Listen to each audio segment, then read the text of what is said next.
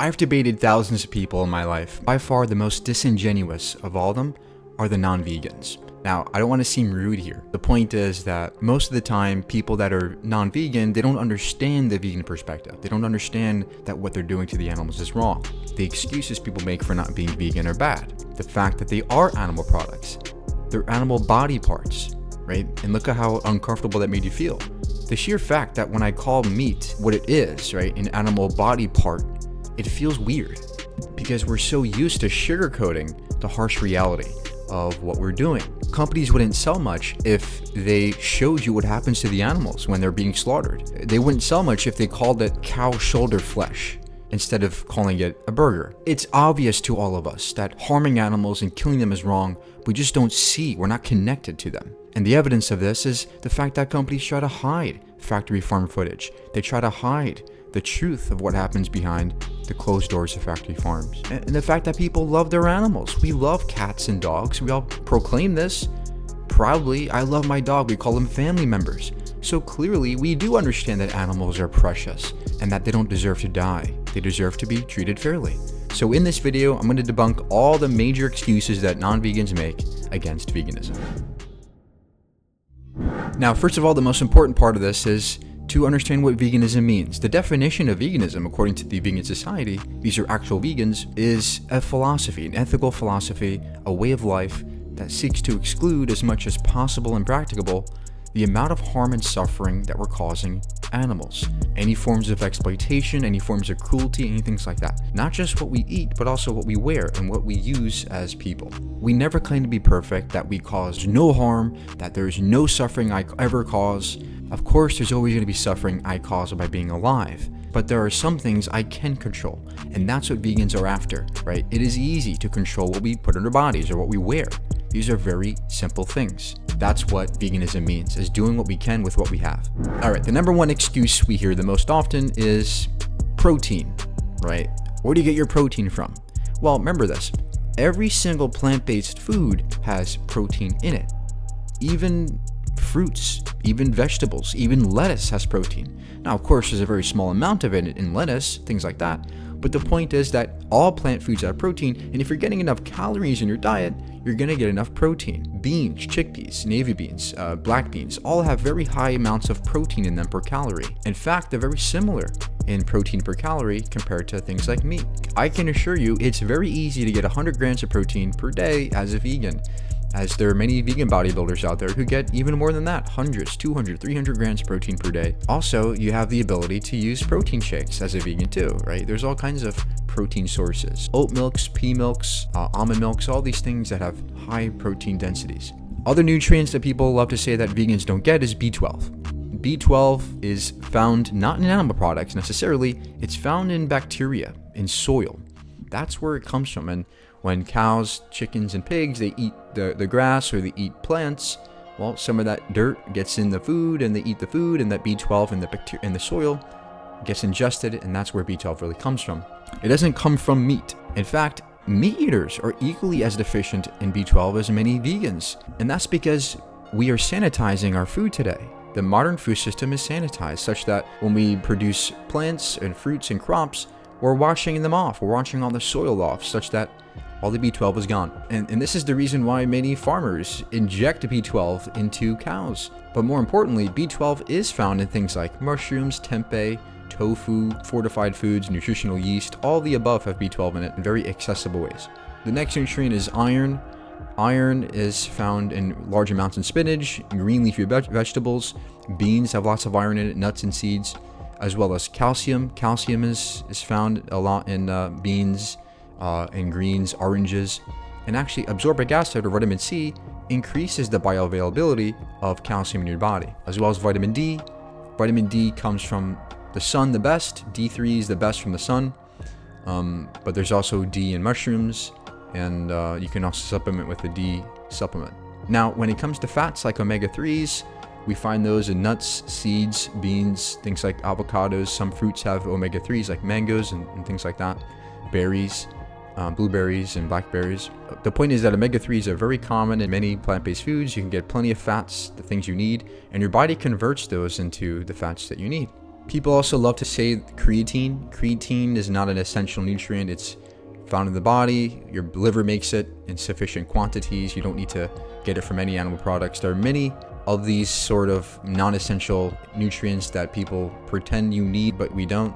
I don't need taurine or carnosine, anything like that. I can get everything I need from my body, my liver that makes it, and things that we ingest in plant foods. And to top it all off, the position of the Academy of Nutrition and Dietetics, this is one of the largest groups of experts in nutrition and medicine, and they say that vegan diets are suitable for all stages of life as long as they're well planned and you're getting, the sufficient quantities of nutrients you need in supplement form or fortified foods. You will be sufficient in everything you need as a vegan. So there are no excuses here, okay?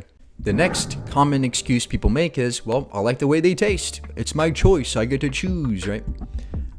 This is where ethics comes in now, right? This is where we now, as vegans, now interrogate your ethical stances. And I would ask, does taste justify killing a person, right? Would it justify killing a person if they taste good? Of course not. You have to be mad to think that, right? That's cannibalism. So taste doesn't justify killing a person. So now we have to ask ourselves, why now does taste suddenly justify killing a cow or pig? What's the morally relevant difference there that justifies that act? As far as I can see, there is no difference that separates us from the animals that justifies killing them. Cows are smart. Cows are very intelligent. In fact, pigs and cows are smarter than most toddlers. And there's many amazing studies on this that demonstrate their ability for social complexities. They recognize faces and they recognize family members. They have social hierarchies. They have complex emotional faculties.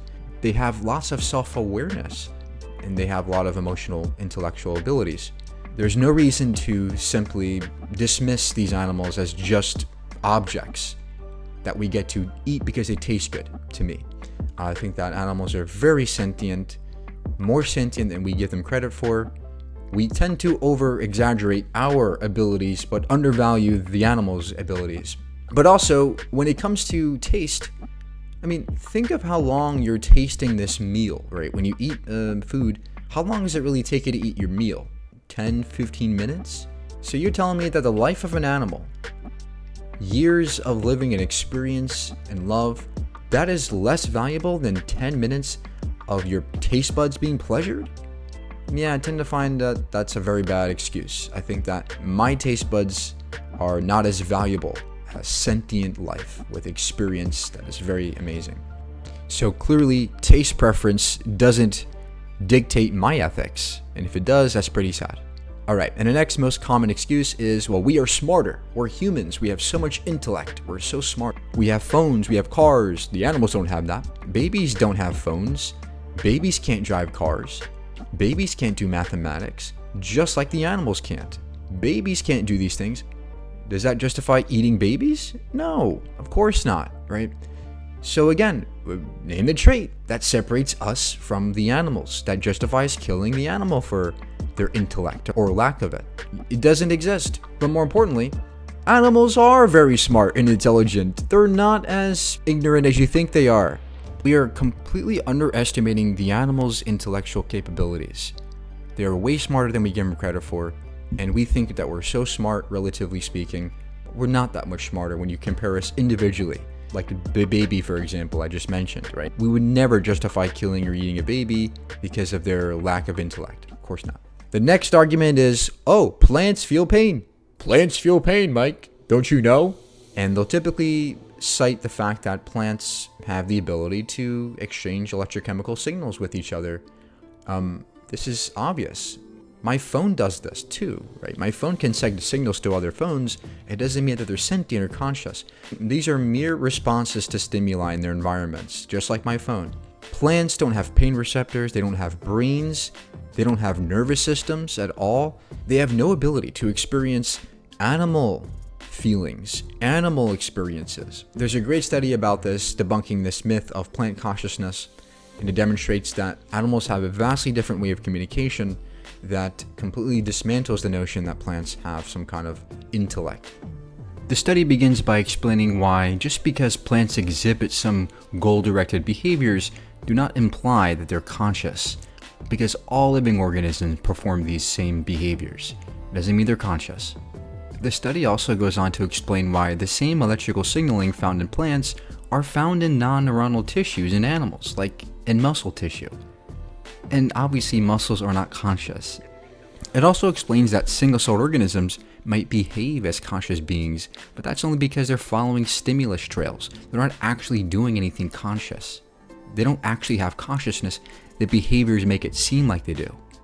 And it concludes by demonstrating that plants do not have any proactive behaviors, they don't learn anything, and there's no way they could be conscious. But the funniest thing about this is that even if plants did have some form of consciousness, it would still be better to go vegan, because vegans kill less plants, we use less crops, we use way less resources, we kill less trees. So vegans are killing way less crops because people forget that most crops in the world are grown to feed the animals that you kill, right? So it's like vegans are still in the better position because we're killing less sentient beings and we're killing less plants by far. So it's like the argument here is moot. It has no bearing on veganism. It does not attack even what veganism means or adheres to. And the next biggest excuse animal eaters make is, well, you kill animals in crop fields, all those crop deaths, all those groundhogs, grasshoppers, insects. Wrong. This is a very bad excuse. So this is not actually attacking veganism, because veganism itself doesn't say that no death occurs, that we are perfect, that no death ever occurs when a vegan exists. No, I never said that. What they're not understanding is that there's a difference here between intentional deaths and unintentional deaths. I never intend to kill a groundhog in a crop field. I never intended to do that, right? That was the groundhog's idea to come up to the crop field and eat it. So these animals are not dying for vegans. They're dying because they happen to go onto the crop fields and eat the things, or perhaps insects eat pesticides, they die that way. The point is that vegans are not causing these deaths. This is just a biological consequence of producing food, right? Producing plants. Well, I can't control what happens in crop fields. So when I go to the store and buy a carrot or buy, a plant-based food, I'm not intending to kill an animal. I'm intending to eat a carrot, which is not an animal. But when an animal eater goes to the store and they buy a burger, they are directly intending to kill that cow, right? Because that's a cow body part. So they're obviously intending to kill that cow. Whereas the vegan, they're not intending to kill any animals. It just happens to be that we live in a world where the consequence of producing crops is that some animals may die in the process. I understand that. But those are not intentional deaths. Farmers have to produce crops to feed everybody. If we don't feed ourselves, we die. By the way, there's a study called Field Deaths in Plant Agriculture, and it demonstrates that for every about 5 acres, only about 2 animals die. So the amount of animals that these crop fields cause is very, very small, especially relative to meat eaters, who are not only killing 80 billion animals per year in factories, but all the animals that are dying in those crop fields is way more, because most crops are grown for the animals, not for vegans. In fact, 90% of soybeans in the world are grown for animals as animal feed, right? So it's like, when we look around the world, most of these farms are actually for animal agriculture. Plus, vegans are advocating for a world where there's no animal deaths. We don't have to kill animals in the process of making food. There are veganic ways to farm which entails no animal death at all. There's veganic vertical farming, which entails no animal cruelty at all, no animal deaths at all in the process of making those crops. That's what I would advocate for. That's what we are advocating as vegans. Right? Every time we go to the store and we purchase vegan products, we're advocating for a world that is vegan. We're advocating for a world that is moving towards a more cruelty-free world. Whereas the animal eater is going to the store, they're buying these meat products, which entail animal suffering, animal death, animal abuse in factories, and all the animals that are killed to make the feed for these animals. There's so much resistance against vegans because we live in a culture that normalize this eating of animals. It's like something we just do, and it's part of our identity, right? Meat and all these things. We love food as people, and we're very tied to food. We're very emotionally attached to food in many ways. In fact, it's kind of toxic how addicted we are to our food. So when people hear vegans saying, oh, it's wrong to kill animals, it's very appealing to go, well, stop, let me eat what I want to eat, right? Because you're so used to a world where you eat animal products. But I'm here to say that, we have to break these barriers, that we have to recognize our actions, the consequences of our actions, and that we can change for the better. We can have a world where there's way less cruelty, and that's what we're after. People don't realize that most vegans used to eat animal products. We used to be in your shoes. I know what it's like to eat animal products and enjoy it. I understand that. I understand what it's like to eat meat and not think twice about it and not care about it, right? So you kind of desensitized yourself from it. But when you understand what really happens to these animals, right, how they're treated and how similar they are to us, how chickens and pigs sit in their own feces and urine in these cages all day long. They don't go outside. They can't breathe fresh air. They are killed very young. Right? When you understand that 15% of animals are alive and conscious while they're being dismembered, when you understand the amount of suffering that we're causing, then you'll think twice. Then you'll start to recognize that, hey, what we're doing is wrong, and it's obvious to us. We all say we love animals, right? In America, we all say we love our freedom. But why do we take away their freedom from the animals? We all love our pets like dogs and cats. We call them family members. So then why is it then that whenever we invoke chicken or cow or pig cruelty, all of a sudden your ethics goes out the window? They're no longer family now. They're now just an object that you get to exploit. Take its eggs, take its milk, right? Why is it that we view certain animals differently than others? Why? If it's just for cultural reasons, I'm sorry, but that's a bad excuse. Culture doesn't dictate my ethics, and it shouldn't yours either.